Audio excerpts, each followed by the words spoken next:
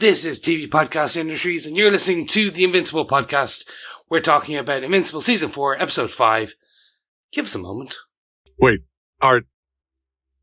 I'm sorry about everything. For what it's worth, I've changed. And I'm trying to make up for everything I did. Good. And hey, if I survive the next few months, I'll let you fix this thing any way you like. Sorry, Nolan, but I've closed your account. What, did I leave without paying my tab? No, nothing like that. So what then? I dress heroes, Nolan. Oh. Okay. Well, it was good to see you. Yeah.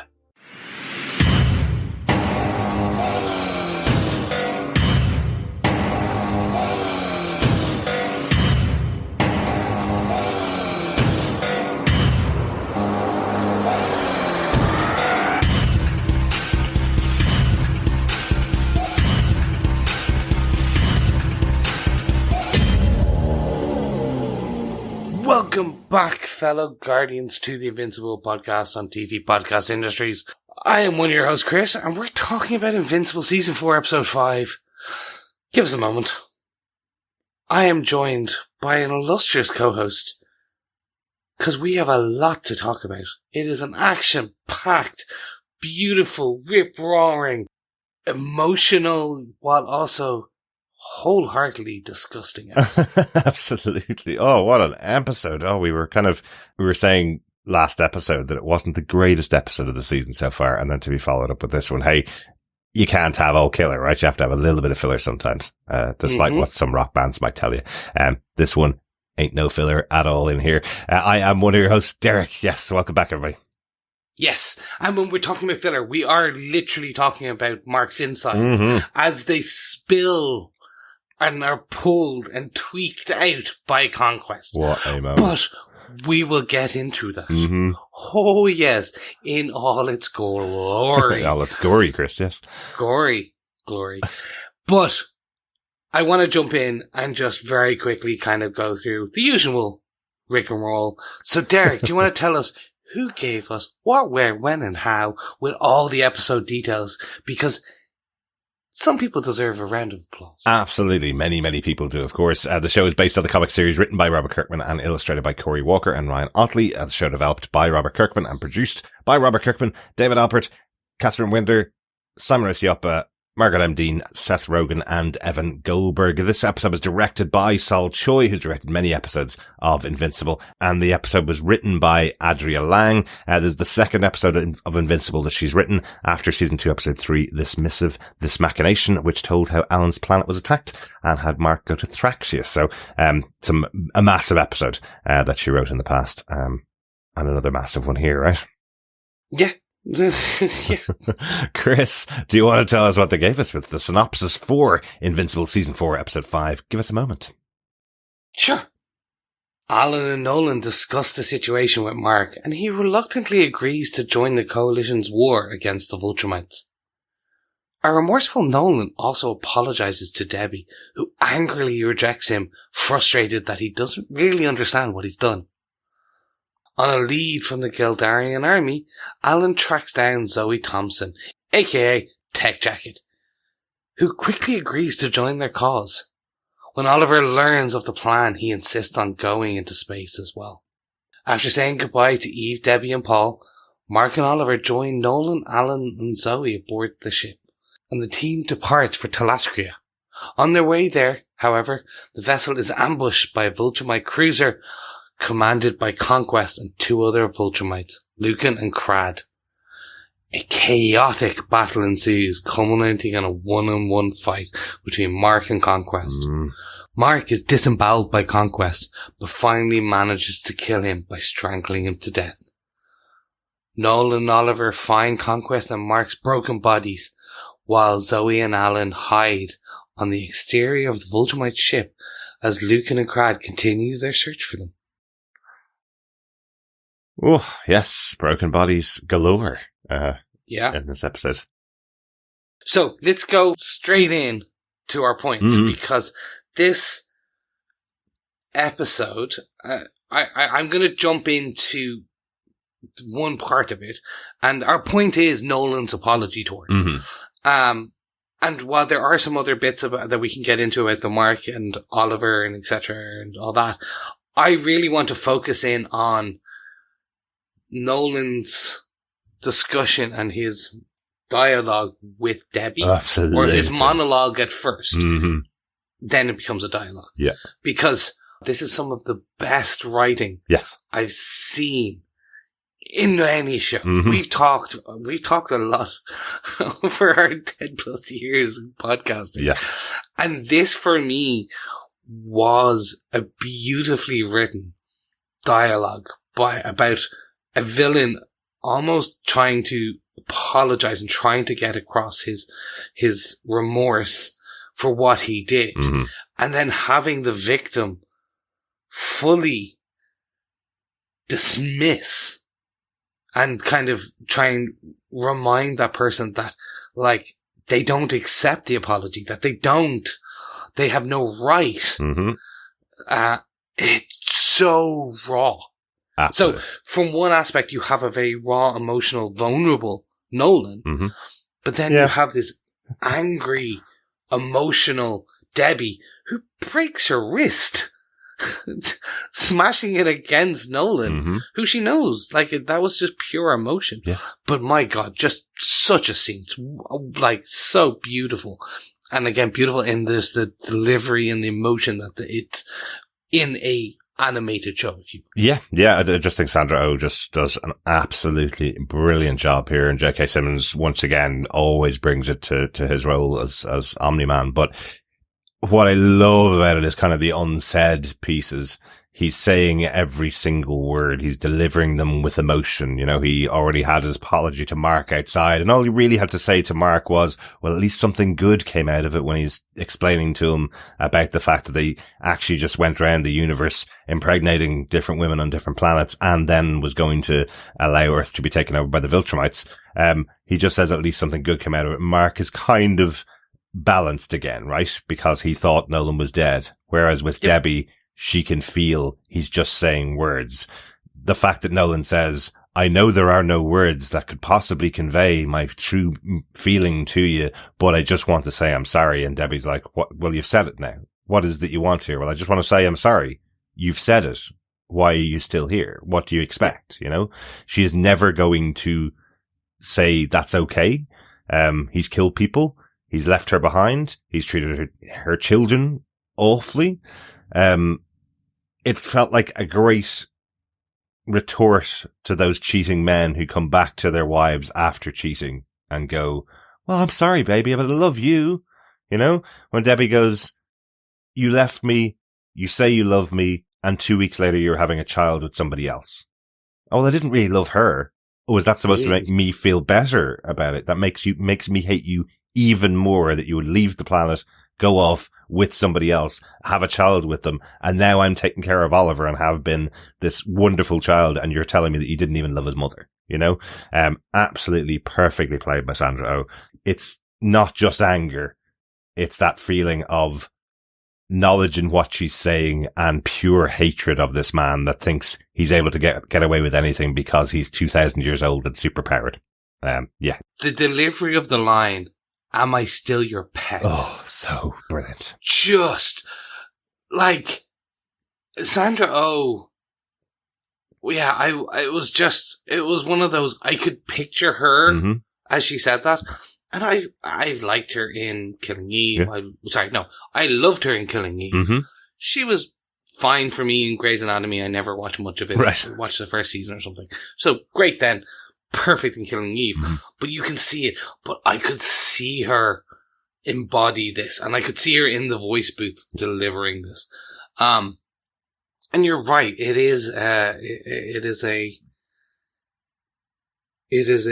anthem, if you will, to women who have been cheated on by men, and men who think they can come back, and sometimes their superpower is money or stability, family, kids.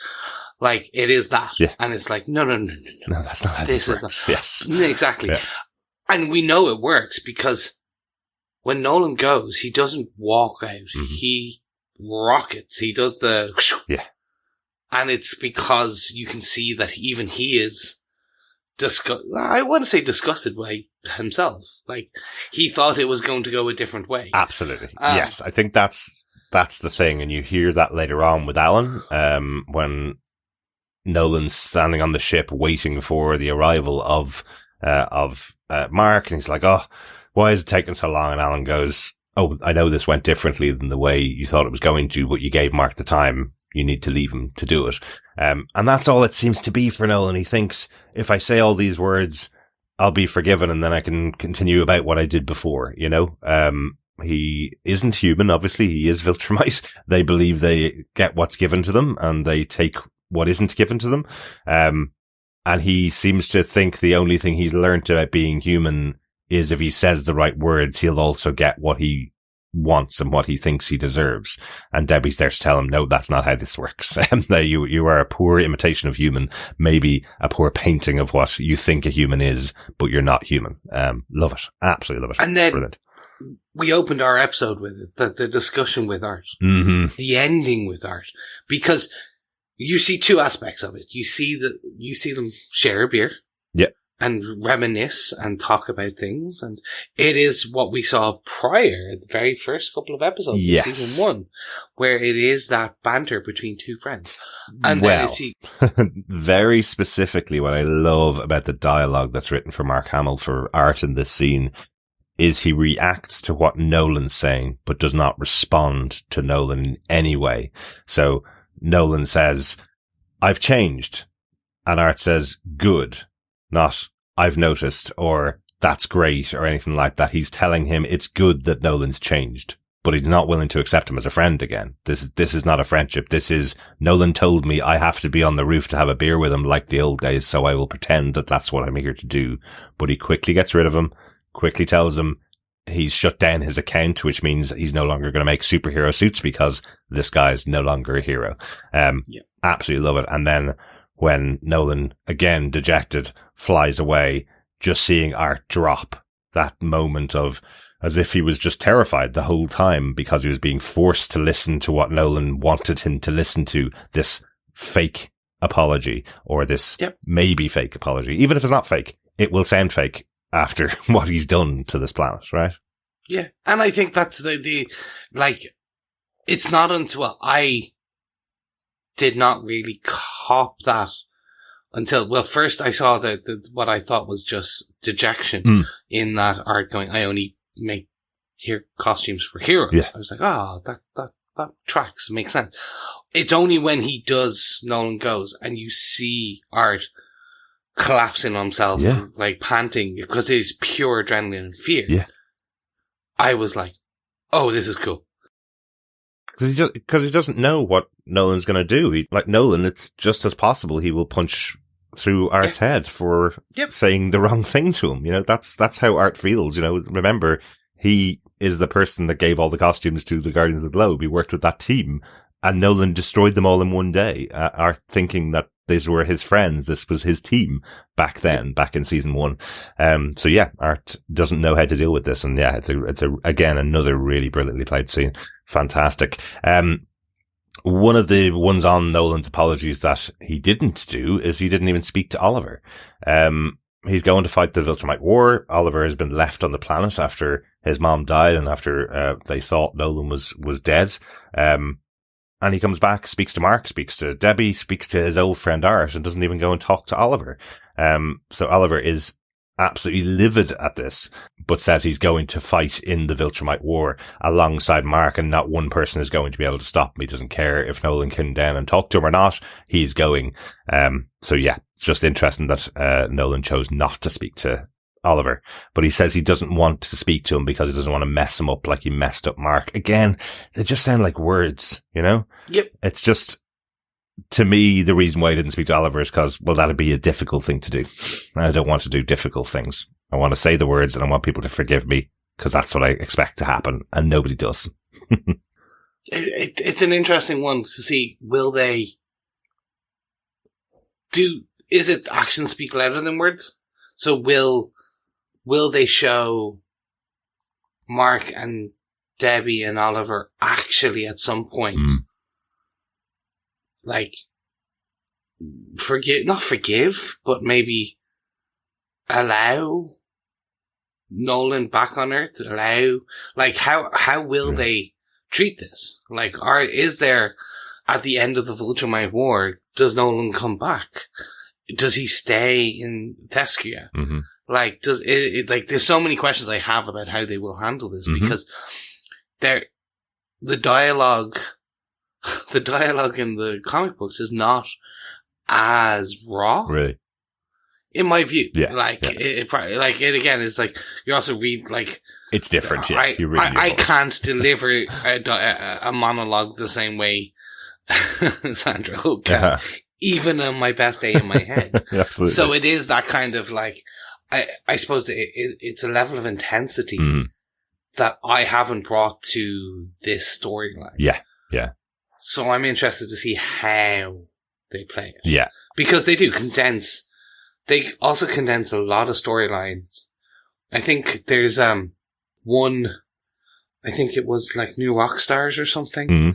We're doing their usual breakdown of this, and they on their socials showed that like 16 panels equated to like 1 minute. Right. Yeah. And I was like, oh yeah, okay, that's like you really are condensing a lot of comic book into a short amount of time. Absolutely. Absolutely. So yeah. Just I'd be interested to see how they bring it all together at the end of this apology tour. Well, I know, and that's the thing about, me not reading the comic books. My feeling here when we have Debbie saying to Mark and Oliver, I want one thing from both of you before we go, and that's to sit down and have dinner. Me, Paul, you, Eve, Oliver.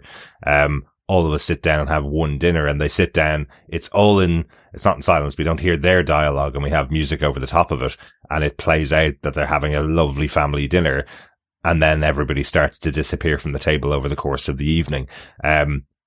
I felt that was playing as that's the last time we're going to see Debbie. That's the last time we're going to see Eve without child. I believe Mark didn't learn that he was, going to be a father, because the next time he comes back to Earth, Eve will have a baby.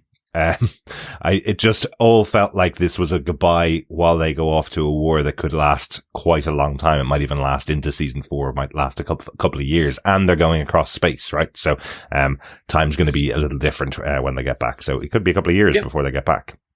So that's what it felt like. So whether they allow Nolan back or not, there's going to be, I think, there may be some big changes the next time we're back on Earth again. That's my feeling. Again, I don't know. No, and hopefully, well, it's only 2 weeks to the planet, so I'm hoping it is not years, but let's see. Let's see. But the fight itself, the actual battle itself with the Viltrumites could last a long time. You never know. That's true. You never know with these things. Is very true. But there you go. Chris, will we move on to our second point? Yes, let's do it. Let's talk about the anti-Viltrumite team that is being pulled together. We do get introduced to Zoe Thompson, Tech Jacket. We have seen her once before, in the show. And we kind of get a bit more of an introduction to her. As she battles the Walking Dread. Yes. Fantastic little gag there. Choice, the Walking Dead, yeah. And we get introduced to her dad, and that it's fun. It's an interesting. She's that kid. She's that Spider-Man youth that they bring to a lot of the comics, but she has that suit, especially like AI-driven suit, but it's an alien suit. Looking like who? Who does she seem like, Chris? Guyver. Did I think Ironheart now? Oh yeah, but she was around before Ironheart. Yeah. I get where you're going now. Yeah. Actually, for me, it is very much, there's an anime and a manga called Guyver about an alien kind of cybernetic suit. Yeah. that allows you to battle monsters. But yes, I see where you're coming from with the other suit. Yeah, absolutely. Yes. Especially because we have the AI voice going through the suit, guiding her as she goes. Played by LeVar Burton from Star Trek. Another eventually became a Starfleet captain, as far as I remember. But another Star Trek captain. So very cool. Geordie LaForge.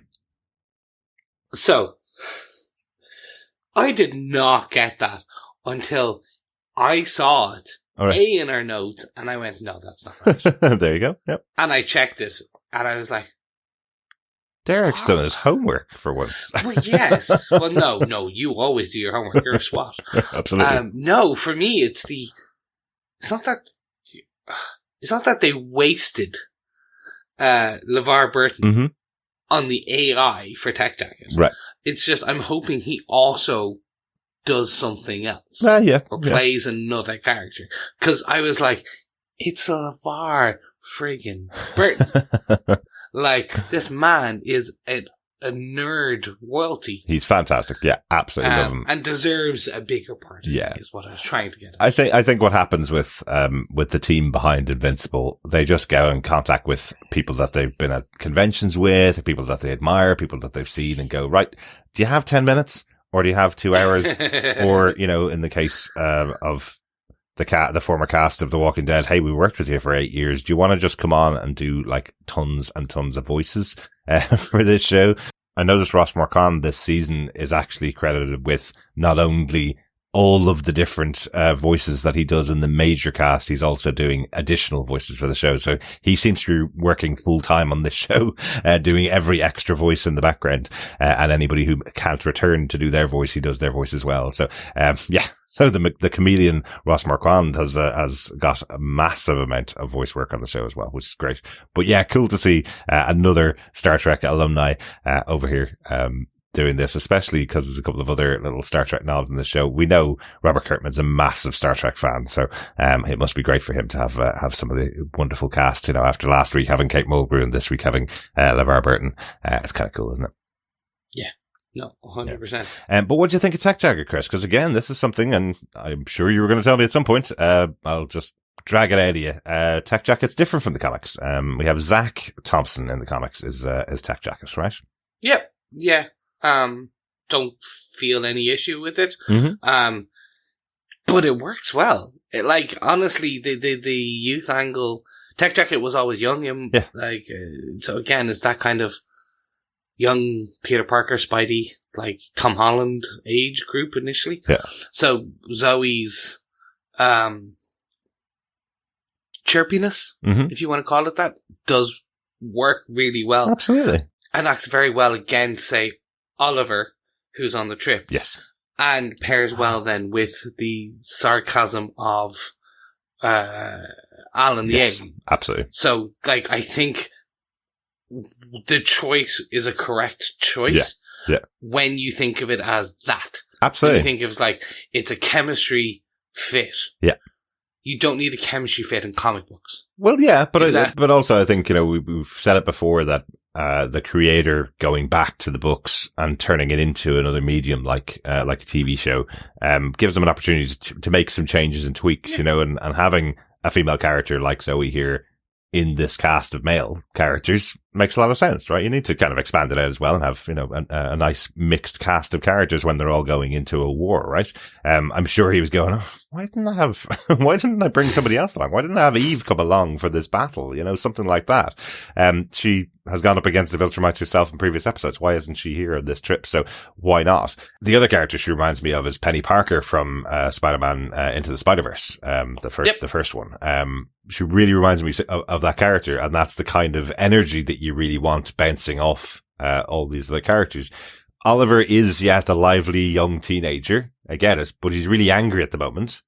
So it's really good to have somebody else take over that role from him as well. So having Zoe here for that reason makes sense. And she's massively powerful. And I love that it starts out with Alan assuming that it's a guy inside the suit.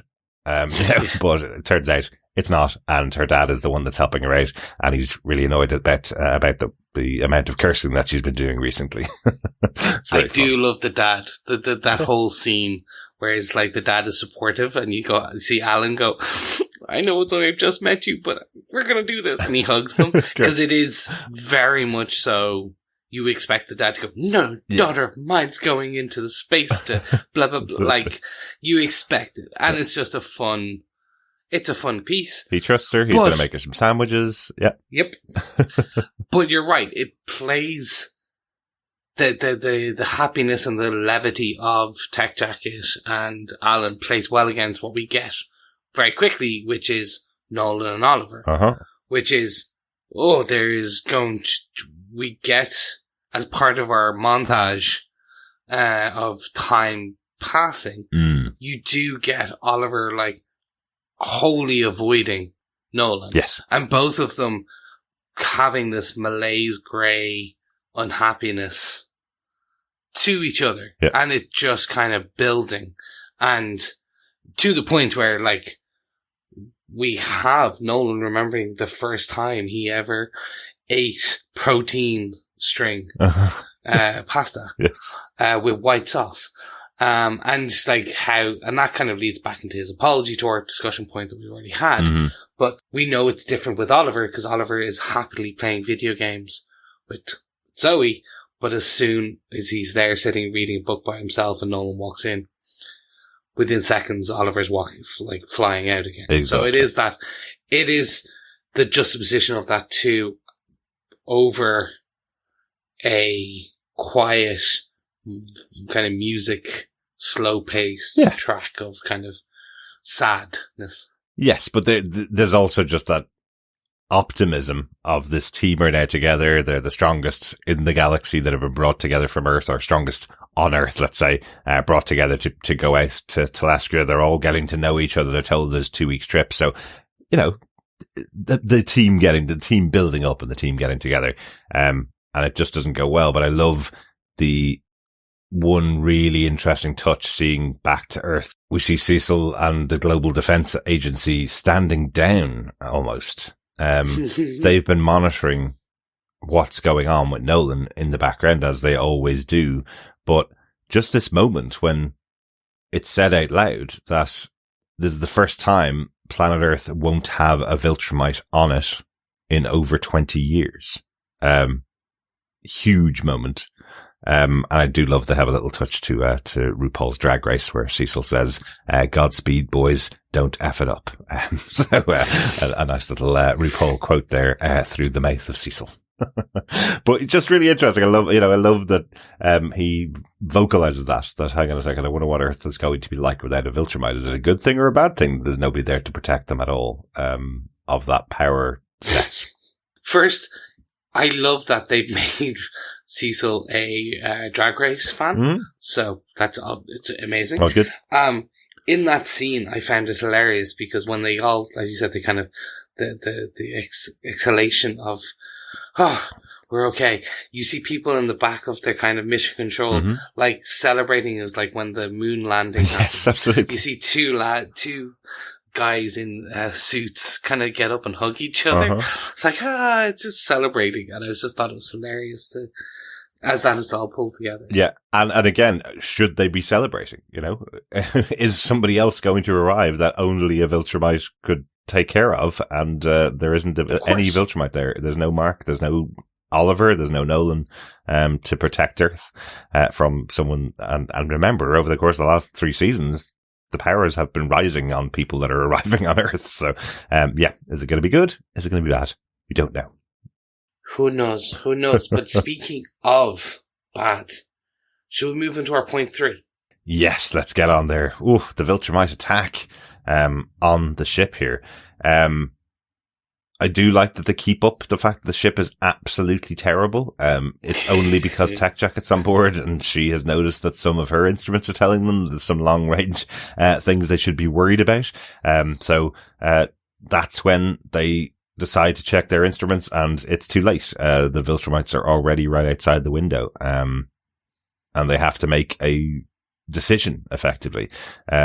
They do a great Star Trek separation of the saucer section from the ship, leaving behind Alan, Mark, Oliver, Tech Jacket, and Nolan as the rest of the crew, who are a bit more squishy, let's say, decide that they're going to leave. The one of the particular reasons I like this is because the first season of Star Trek Starfleet Academy just finished, and this was the thing they decided to do in the final episode of that show. They separated the saucer section from the rest of the Academy. So, I love that this is something that's been ongoing in Star Trek since, I think it was the second movie. They decided that the saucer section could separate from the rest of the ship, and they've been using it ever since to get out of really tough scrapes. So, a nice little joke on Star Trek once again. Yes. God bless Star Trek. Right. It gives us so much. It does lead into what is a drag out, beautiful, extended, gory Viltrumite battle. And it is punctuated with really cool, interesting bits. One of the first ones I'll call out is Tech Jacket. Working with Alan to take on one of the Viltrumites, and the first Viltrumite essentially just grabbing Tech Jacket's helmet and squishing and squeezing. Yes. And you have the AI going, you need a few moments. Yes. Don't let him do that again. To fix your helmet. Yeah. And the one of the comments is, what's one of their weak points? There is none. Just very fun. It sounds terrible. It's a fun action scene. And I think it's fun for me because it's something I've seen in the comic books. Right. This is from the comic books. Yeah. And again, it's just an extended battle where we talked about it in our last episode. The animation has gotten so good that these fight scenes, it's essentially just a fight in space initially, but it's so well done. Yes. Yeah. and also, the drama that's added underneath the fact of who it is that's returning here. It's Conquest returning. Conquest was only just beaten at the end of last season. Mark thinking he'd killed him after everything that had happened and all the powers that were thrown at him. And here he is back, looking pretty good. Got himself a new arm. You can still see the crack in his head a little bit, but he's still very violent and still able to crush anybody that comes up against him. And yeah, the first one to almost get it is Oliver. Conquest literally grabs Oliver's head and starts to crush, It's only because Nolan steps in and sends Oliver to the planet to have a breather, that he gets saved, right? Again, it's only by luck and tactics that they can get around any Viltrumite. And here they are faced with 3 different Viltrumites, And the Viltrumites are tough. They absolutely are. We've seen Lucan before as well. Yes. The bold one. We saw him back, with the Nis, I think it was, a couple of seasons ago. So again, who dies here? How do Viltrumites die, So this for me kind of brings, as you said, talking about the kind of drama underneath it. The zero in on Conquest. So we have previously discussed how Mark has essentially kind of come round to the idea that he does need to kill sometimes, but doesn't like killing.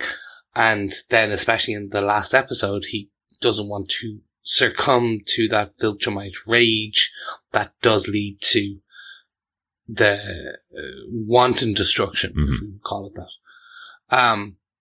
This fight really, really just epitomizes Viltrumite battling and just the lack of care. Because we see Mark and Conquest fall into the planet and fight on the battle. And you see them crisscross a large continent or space in a continent, destroying it, like carving a path of destruction around this planet. At least there's no people on there. There's no species on there that we don't see. That we know of. You're right. Right. What we saw on their battle on Earth, though, was they were destroying everything around them, including the people, including the buildings.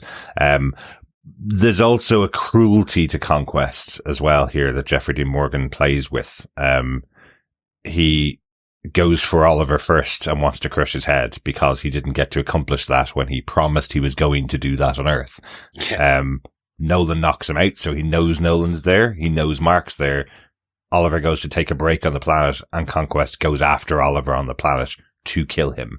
That is what he's there for. It's just that cruelty, and there's that incredible shot. I've seen just a still of it with Oliver just taking a breath on the planet, and right behind him is this looming, really aggressive Conquest just about to bear down on him. He would have been dead instantly because Conquest wasn't holding back if it hadn't been for Mark's arrival there. It's a fantastic shot.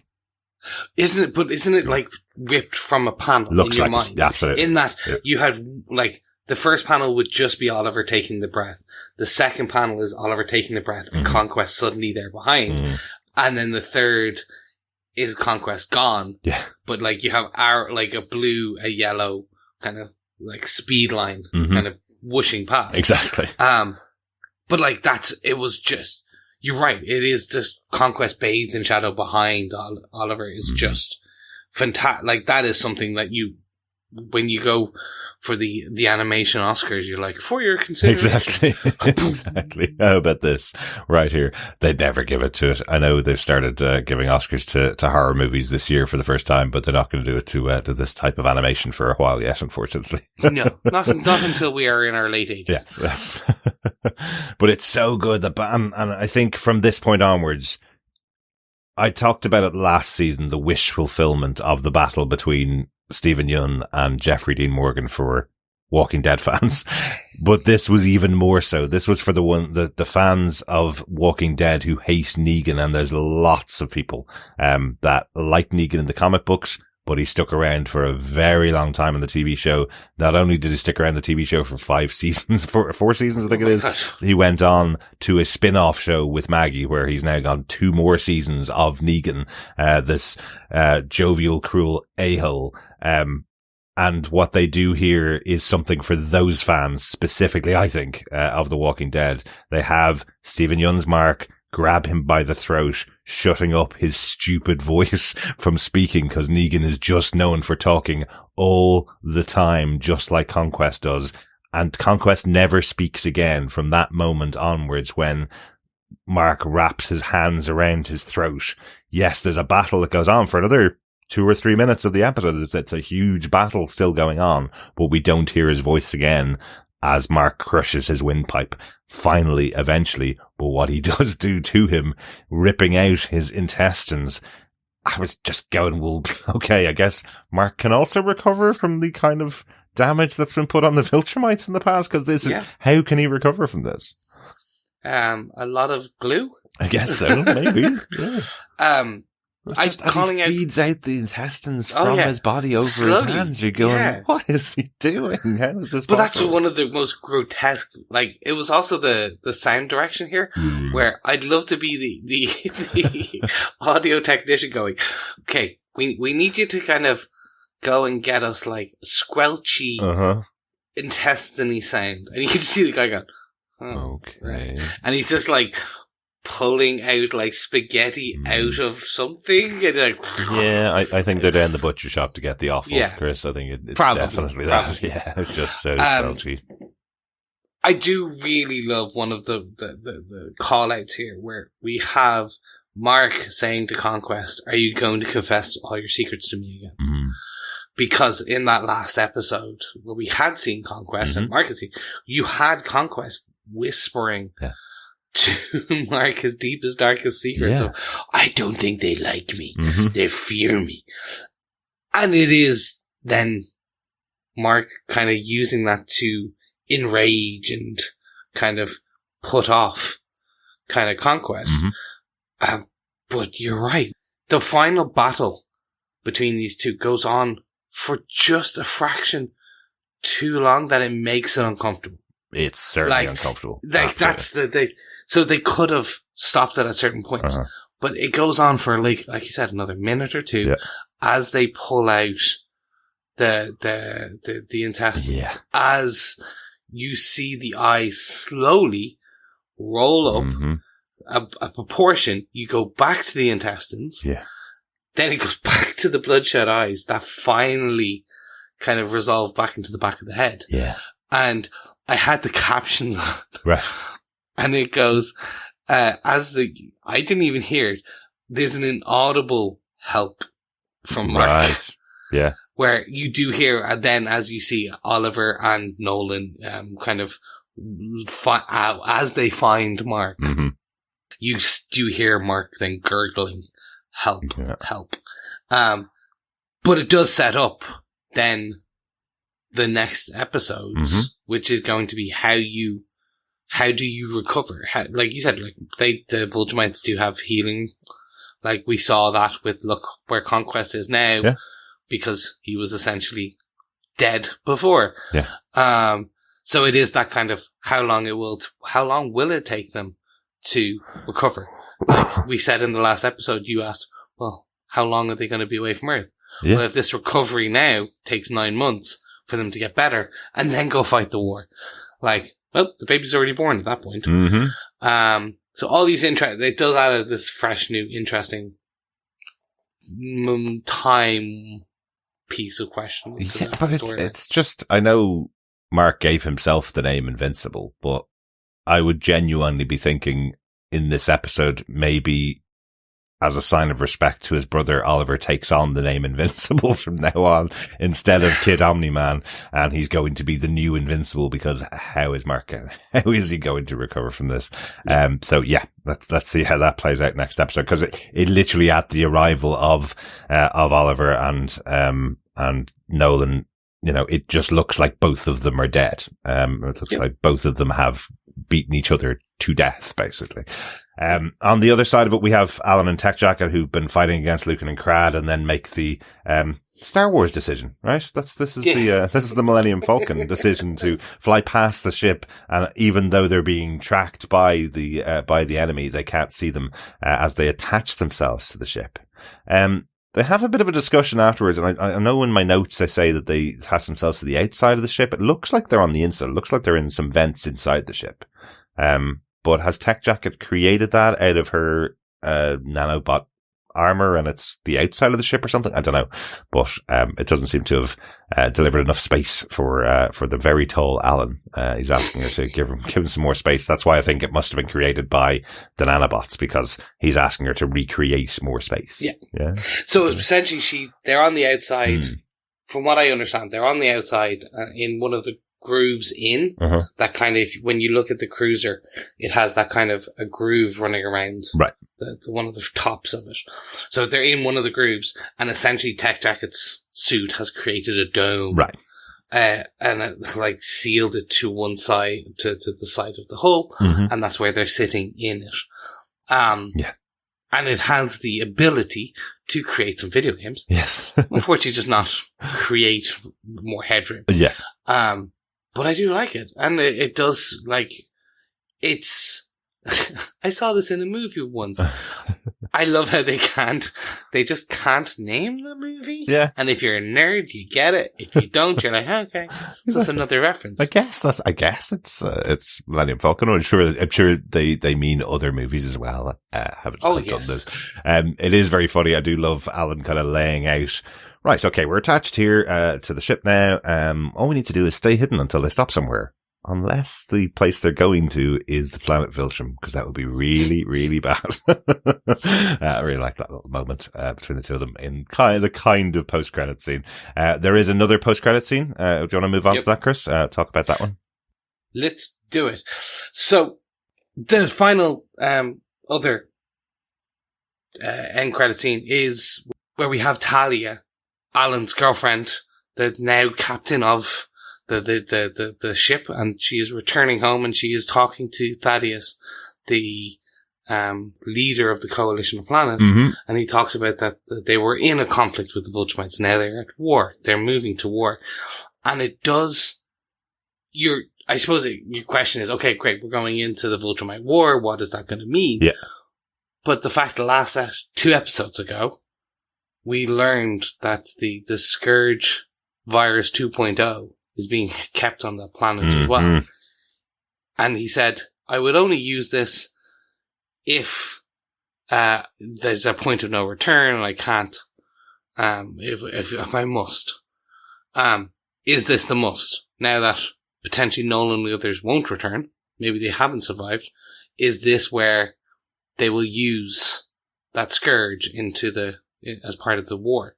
Or is it just like, is this where you're gonna get their prey for Battle Beast and a few others to come?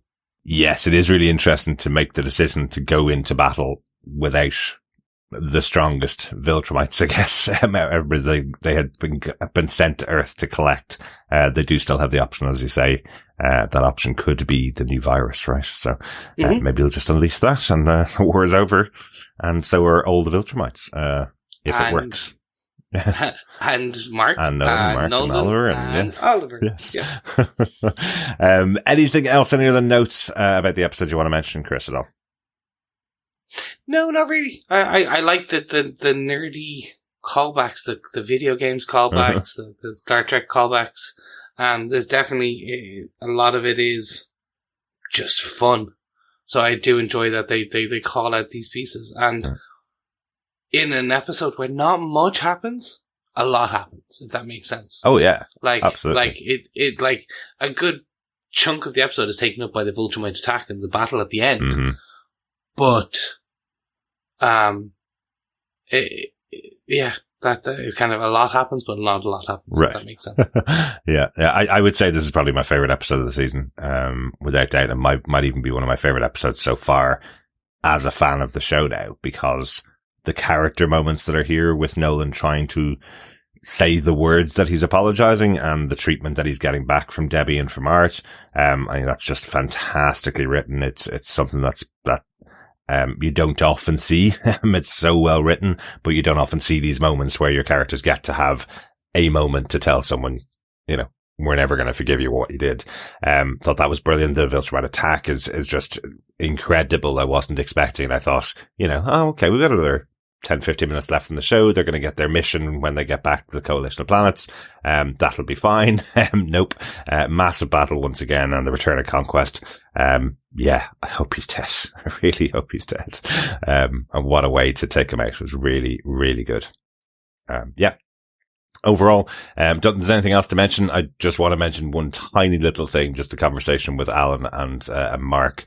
Once again, a great little Seth Rogen joke in there where he's saying, he was in this real funk.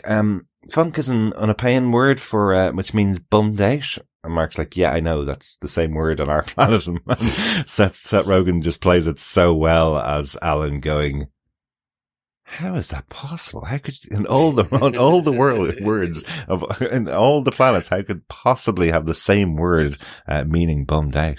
Love it. Really good. Fun. Yeah. No, definitely all good. I think we pretty much covered our final thoughts on this episode. Mm-hmm. So I'll just kind of close out to say, this for me was a standout episode. Yeah. And it really kind of sets up what I think is the final couple of episodes that is that kind of like, okay, you've taken your pause, you've got your breath. Mm-hmm. Now we're going into the fifth gear. Like we're out, we're onto the highway, we're cruising. Let's go towards the end of this season. So really looking forward to where they take us. Absolutely. Anything else you'd like to add, or should we move on to see what our fellow Guardians have to say? That's it. Just a bit of feedback, I think. Excellent stuff. We got an email in from the one and only Coffee and Vodka who had this to say. Greetings, fellow warring defenders. Never an even break, unless we're talking bones. Perfect from start to finish. Mm-hmm. The feels from this were more felt than anything else watched this year. Wow. The Debbie Nolan exchange is gut-wrenching, as Conquest desperate thumbless hand deep inside Mark. The goodbyes were heartfelt, every conversation honest, save for a minor omission on Eve's pregnancy.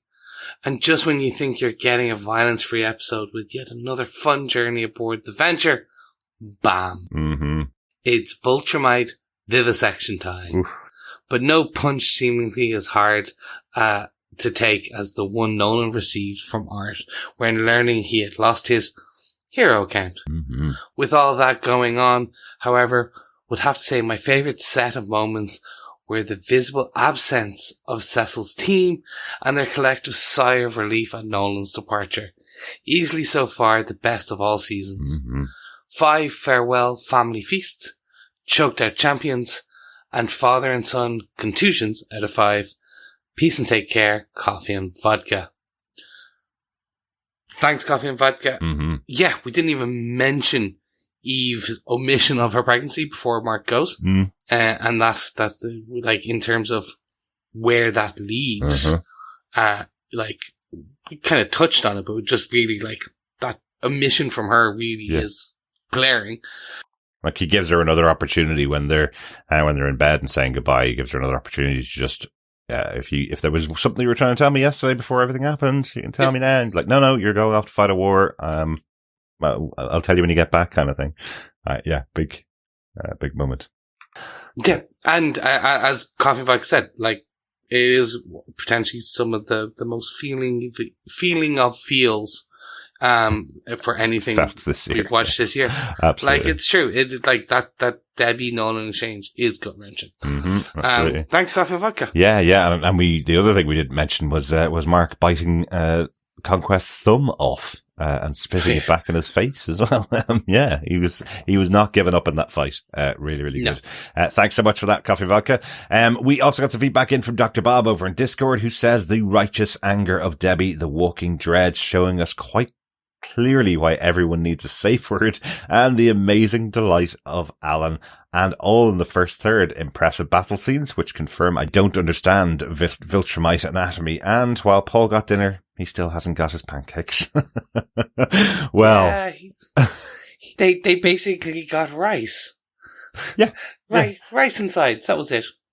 And he got a nice bottle of wine, he had a lovely dinner, but he didn't get pancakes. So let's hope that while Mark and Oliver are away fighting in the Viltrumite War out in space, that Paul's getting pancakes every morning for breakfast.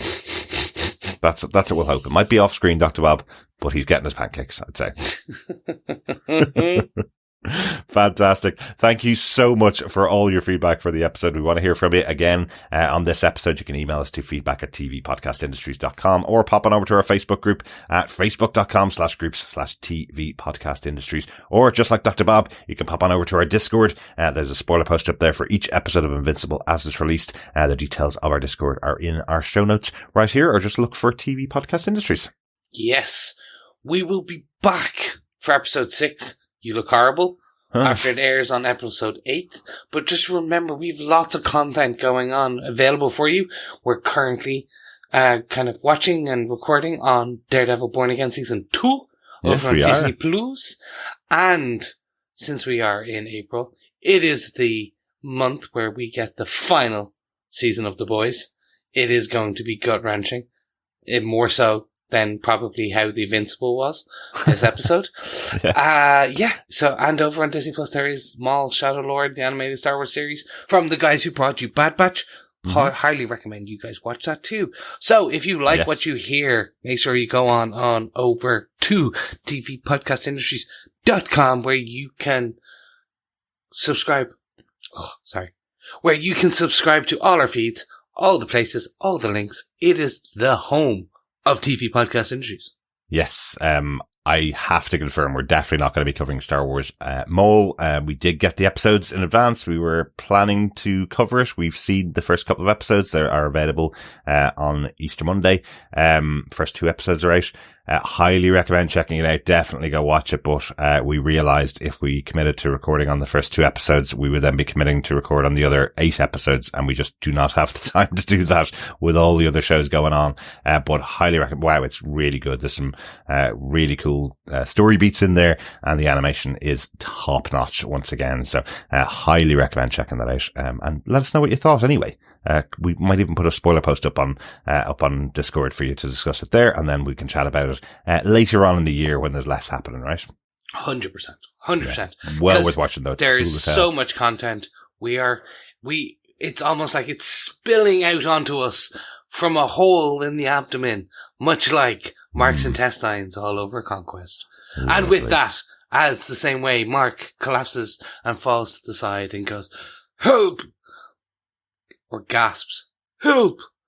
we are going to say goodbye. We will be back with you next week for episode 6. You look horrible. I'm assuming this is about Mark. So until that point, I hope it's not directed at us, Chris. Well, hey, we're doing our best. They can't see us, so maybe. Until that point, keep watching, keep listening, and keep having a hole in your abdomen. Bye. Bye.